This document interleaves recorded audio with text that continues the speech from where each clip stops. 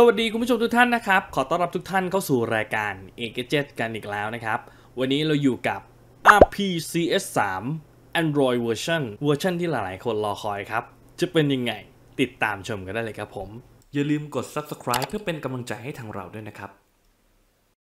อย่างที่เรารู้กันนะครับว่า RPCS 3 เนี่ยเป็นอิมูเลเตอร์ของเครื่องเกมอย่าง PlayStation 3 นะครับซึ่งอิมูเลเตอร์ตัวนี้เนี่ยก็ได้เปิดให้บริการนะครับหรือเปิดให้ดาวน์โหลดฟรีเนี่ยมาใช้งานกันหลายต่อหลายปีแล้วนะโดยเวอร์ชันปัจจุบันเนี่ยผมคิดว่าเขาก็จะเสถียรขึ้นมาระดับหนึ่งแล้วนะครับโดยที่ตอนนี้ compatibility list ของการเล่นเกม PlayStation 3 บนอิมูเนี่ยมี progress ที่ค่อนข้างอยู่ในเกณฑ์ที่ดีมากๆแล้วนะครับเดี๋ยวเรามาดู compatibility list ของ emulator นี้กันดีกว่านะครับตัวนี้จะเป็นเฉพาะใน PC นะครับตอนนี้สามารถเล่นเกมได้อยู่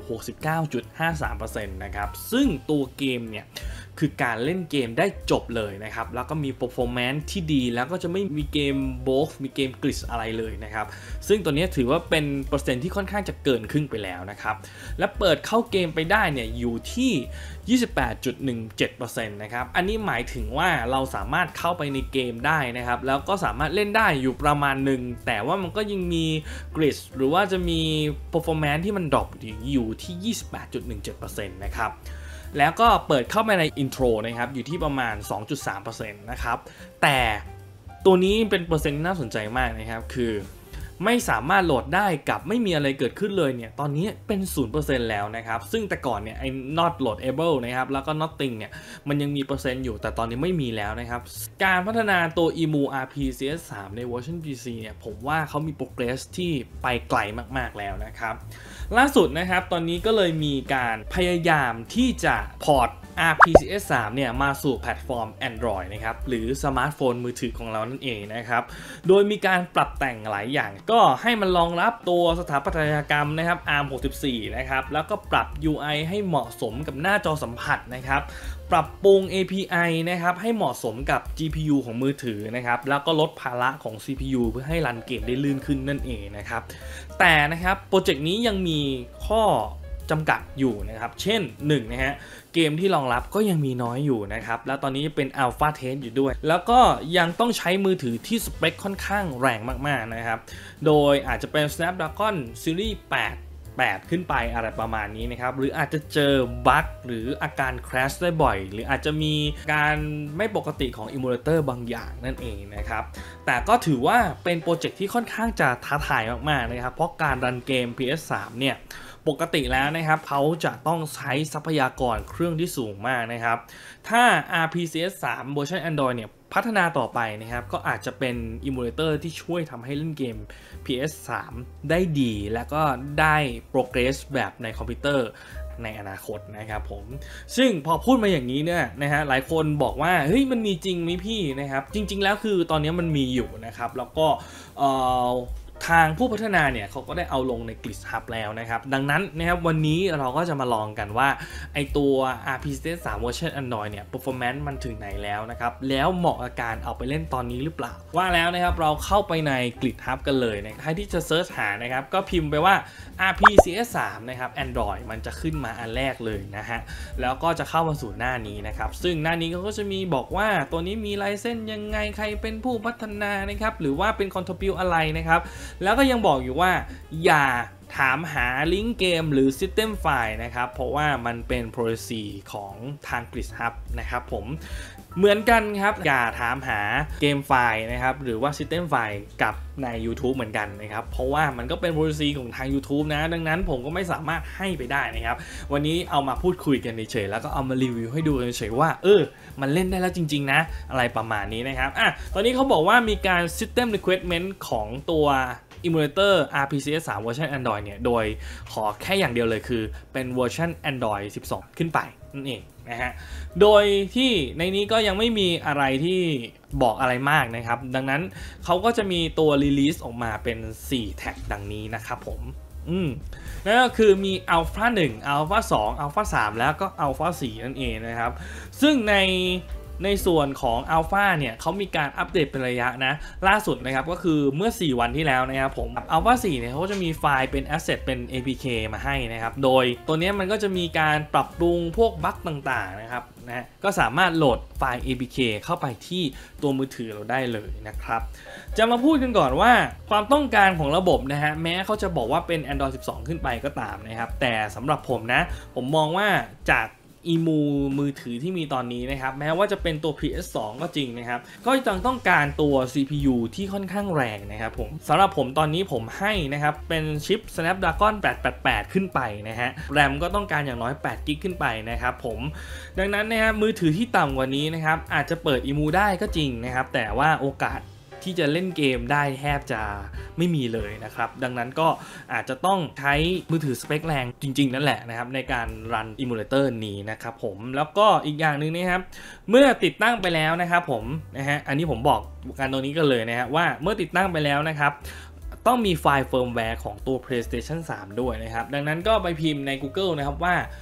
PlayStation 3 Firmware นะครับมันจะขึ้นมาอันแรกเลยคุณสามารถเข้าไปดาวน์โหลดบิลตัวนั้นได้เลยนะครับแล้วก็มาติดตั้งกับ Emulator นะครับเอาล่ะพูดมาประมาณนี้นะครับเดี๋ยวเราไปดูในมือถือกันดีกว่าว่าตัวแอปพลิเคชันของ RPCS3 เวอร์ชัน Android นั้นเป็นยังไงเดี๋ยวสักครู่ครับเอาละครับอันนี้คือหน้าตานะครับของตัว Emulator RPCS3 ใน Android นะครับผมก็จะเป็นรูปคล้ายๆกับตัว RPCS3 ใน PC นั่นแหละครับผมพอเราเข้าไปนะครับผมครั้งแรกนะครับเขาจะให้เรา install firmware ไปนะครับซึ่ง firmware ล่าสุดของ PlayStation 3 ตัวนี้คือ 4.92 ผมก็มีการเลือก firmware แล้วก็ install firmware เข้าไปนะครับผมทีนี้เรามาดูที่ System Info นะครับคือตอนนี้เขาปรับแต่งอะไรยังไม่ได้มากนะครับเขาเป็นตัว Alpha 4 อยู่นะฮะก็ตัวมือถือที่ผมใช้นะครับใช้ CPU เป็น ARM Cortex A78 3 ตัวนะครับ Cortex X1 นะครับ1ตัวแล้วก็ Cortex A55 4 ตัวนะครับเป็น8เทรดนะครับบวกกับตัว8 GB RAM นะครับผมแล้วก็ใช้ตัว GPU เป็น Adreno 660 นั่นเองนะครับก็ CPU ที่ผมใช้ก็จะเป็นตัว Snapdragon 888 นะครับจากMi 11 นั่นเองนะครับผมการลงตัวเกมไปแล้วนะครับโดยเกมที่ใช้ลองให้คุณผู้ชมได้ดูนั่นก็คือเป็นเกม Mega Man 10 นะครับซึ่งผมลองเกมที่มันสูงกว่านี้แล้วนะครับแต่ว่าเครื่องผมเนี่ยมันไม่ไหวนะครับดังนั้นใครที่อยากจะลองนะครับเครื่องที่ใครที่เป็น Snapdragon 8 Gen 2 นะครับ Snapdragon 8 Gen 3 Snapdragon 8 Elite นะครับอยากจะลองก็ลองโหลดเกมที่กราฟิกสูงกว่านี้ลองมาโหลดแล้วก็เล่นดูนะครับว่ามันพอจะเล่นได้หรือเปล่านะครับช่วงนี้ก็เป็นช่วงทดลองเป็น Alpha Test นั่นเองนะฮะโอเคนะครับผมก็จะมาต่อกับตัวจอย BHP D11 นะครับว่ามันสามารถทำงานกับตัว RPCS3 ได้ไหมอันนี้คือไม่เคยลองเลยนะฮะอยากจะลองดูก่อนนะครับว่ามันได้ไหมนะครับผมจะต่อด้วยโหมดที่มีชื่อว่า Wireless Controller นะครับนะครับพอรันเกมมามันจะเป็นหน้าตาแบบนี้นะครับซึ่งตอนนี้นะมันไม่สามารถที่จะใช้งานตัวจอยได้นะครับแม้จะเป็น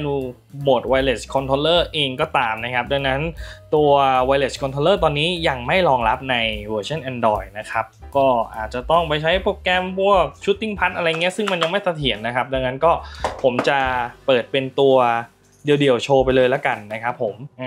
นะครับมันก็จะมีการ Compile Shader อยู่นะครับตอนนี้ตัวจอยไม่รองรับเนาะดังนั้นก็ต้องใช้ตัวหน้าจอทัชสกรีนในการเล่นเกมมาแล้วนะครับ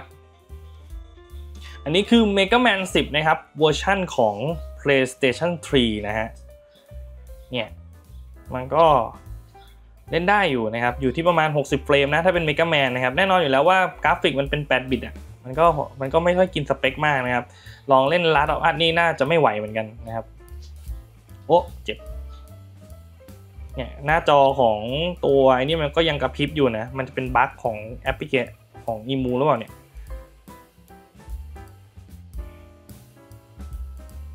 โอ้ตายนะครับโดยรวมๆผมว่ามันก็ลื่นใช้ได้อยู่นะครับถ้าเป็นเกมแบบไม่ให้กินสเปคอะไรมากนะครับแล้วก็ลื่นใช้ได้อยู่นะแต่ว่านะครับก็คิดว่าพวกเครื่องที่แรงๆกว่านี้นะครับเขาอาจจะรันเกมได้มากกว่านี้อย่างเช่นพวกเลแมนพวกอะไรเนี่ยกัปตันเวิร์มอะไรอย่างเงี้ยนะครับก็เห็นเขาเปิดใช้อยู่นะฮะหรือไม่พวกดันเต้อินฟอร์โนผมก็เห็นบางช่องเขาก็รีวิวมาได้ค่อนข้างโอเคเหมือนกันนะครับผมทีนี้ก็ยังไม่เห็นใครเปิดพวกเกมแรงๆได้แบบเล่นได้ลื่นๆนะครับโดยเฉพาะใน Android นะดังนั้นก็พวกเกมที่ ที่ต้องใช้สเปคสูงๆนะครับหรือว่าที่ใช้กราฟิกสูงๆก็อาจจะยังเล่นไม่ได้ในช่วงนี้นะครับอาจจะเป็นช่วงที่แบบว่าเป็นช่วงทดลองเนาะของ Emulator นั่นเองนะครับผมมองว่านะครับตัว Emulator RPCS3 ตอนนี้นะครับยังเป็น Emulator ที่เป็นความหวังของชาวสมาร์ทโฟนอยู่นะครับแต่ก็ขอให้เผื่อใจไว้ก่อนนะครับว่ามันจะใช้เวลาอีกประมาณหนึ่งนะครับสำหรับผมนะ Emulator PS3 สำหรับมือถือตัวนี้มันยังเป็นอะไรที่มาเร็วไปนะครับ เอาง่ายๆ PS2 เนี่ยมือถือรุ่นกลางๆหรือโลนะครับยังเล่นได้ไม่ลื่นเลยนะครับแต่ตัว PS3 เนี่ยก็มาแล้วนะครับดังนั้นก็อาจจะต้อง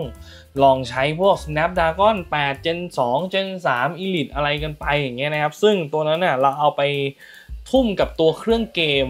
PC Handheld ดีกว่านะครับแล้วเราก็สามารถเล่นตัว Emulator PS3 ใน Windows ได้เลยดังนั้นตัวนั้นน่าจะตอบโจทย์กับการเอามาเล่นในมือถือนะครับผมว่านะฮะเพราะว่าตัวนี้เนี่ยผมมองว่าถ้าจะให้มันเสถียรเนี่ยน่าจะอีกระยะหนึ่งเลยแล้วก็คิดว่ามันน่าจะต้องพัฒนาขึ้นอีกนะครับแล้วก็รอฮาร์ดแวร์ด้วยนะครับผมไม่ใช่ว่า EMU พัฒนาเสร็จแล้ว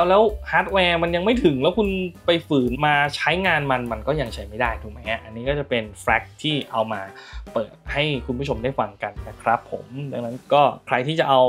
มาใช้หรือเอามาลองเล่นก็ช่างใจดูแล้วกันแต่สำหรับผมมองว่าเอามาลองได้นะขำๆได้นะครับว่ามือถือเครื่องของเราเนี่ยพอรันได้นะครับอะไรประมาณนี้ครับสำหรับ EMU PlayStation 3 นะครับพวกเครื่องเกม Retro Handheld นะครับผมก็ถ้าเครื่องไหนที่อยากจะลองนะผมก็แนะนำให้เป็นพวก